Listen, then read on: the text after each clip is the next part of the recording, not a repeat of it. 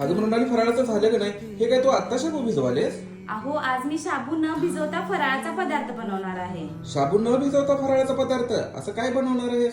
तर आज मी उपवासाचा आलू पराठा बनवणार आहे. उपवासाचा आलू पराठा चांगला लागेल काय? तुम्ही खाऊन तर बघा. गुणगुणावे गीत वाटे, शब्द मिळू दे थांबना. होलकीचा होल तू इतके कळू दे थांबना. गुंतलेला श्वास हा सोडवू दे थांबना. तोला माझा सावरू दे थांबना.